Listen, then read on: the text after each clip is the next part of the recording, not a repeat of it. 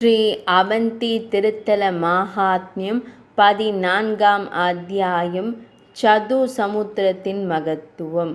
குறிப்பு: இந்த 4 பெருங்கடல்களின் தீர்த்தம், அதாவது சது சமுத்திரம், சிவபெருமான் சுத்யும்னனுக்கு அருளியபடி 4 பெருங்கடல்களின் காலங்களை கொண்டுள்ளது.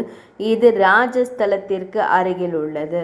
சனத்குமாரர் கூறினார்: தீர்த்தம் என்று அழைக்கப்படும் சது சமுத்திரத்தில் 4 பெருங்கடல்களில் நீராடிய பிறகு ஒருவர் ராஜஸ்தல சிவனை தரிசிக்க வேண்டும்.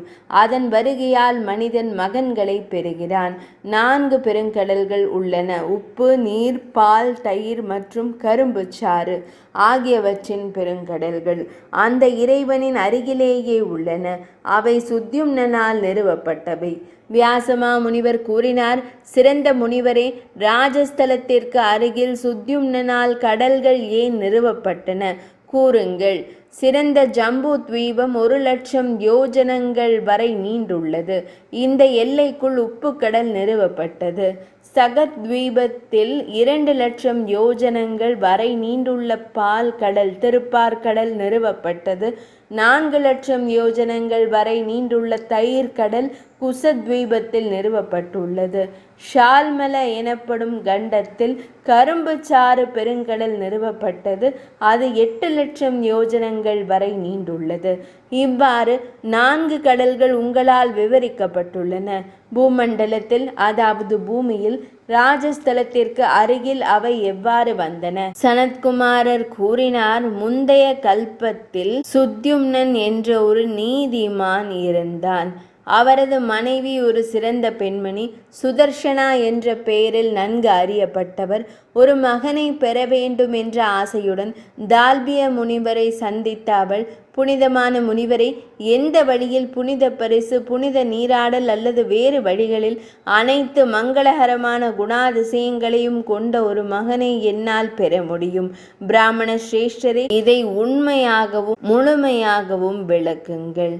தால்பிய முனிவர் கூறினார்: மகளே, மகன்கள் மீது ஆசை கொண்ட உலகங்களை படைத்த சுயமாக பிறந்த பிரம்ம தேவரால் சிறந்த கடல்கள் உருவாக்கப்பட்டனர்.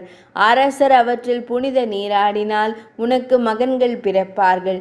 எனவே அன்பு மகளே, சங்கரனை சாந்தப்படுத்த உன் கணவரை வற்புறுத்துவாய்.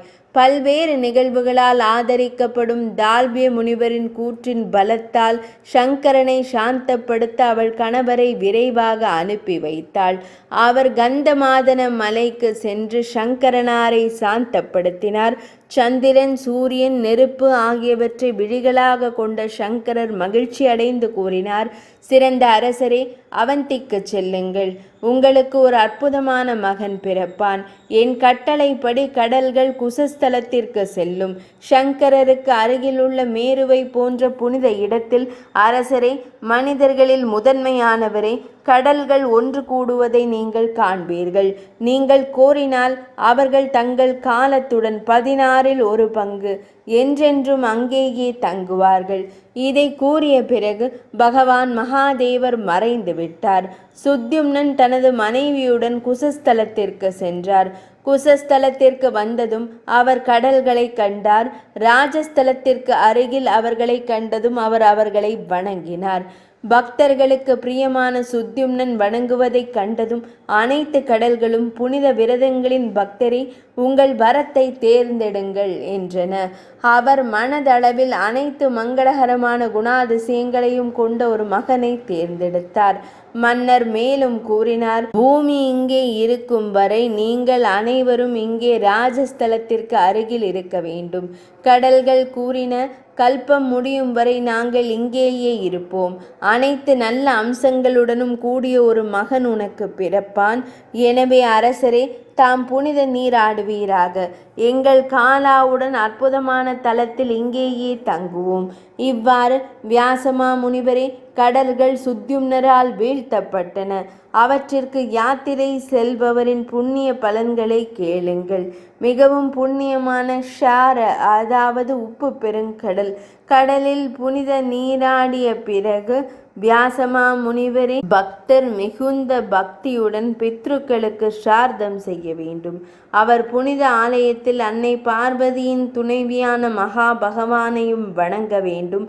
வேதங்களில் தேர்ச்சி பெற்ற ஒரு பிராமணருக்கு மண்டகங்களை, மெல்லிய மாவு பின்னாக்குகள் அவற்றை வழங்க வேண்டும்.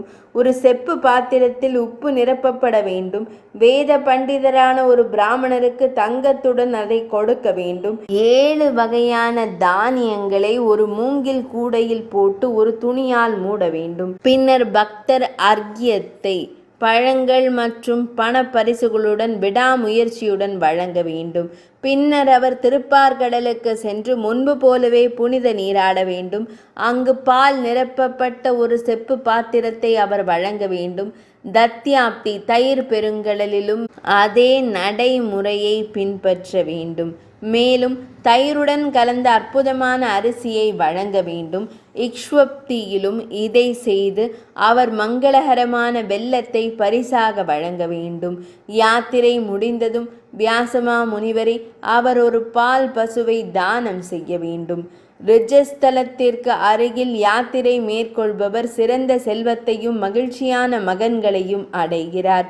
மரணத்தின் போது அவர் சொர்க்கத்தை அடைந்து 14 இந்திரர்களின் ஆட்சிக்கு சமமான காலம் அங்கேயே தங்குவார். சொர்க்க இன்பங்களை அனுபவித்த பிறகு அவர் முக்தி அடைவார். 14ஆம் அத்தியாயம் இனிதே நிறைவடைந்தது.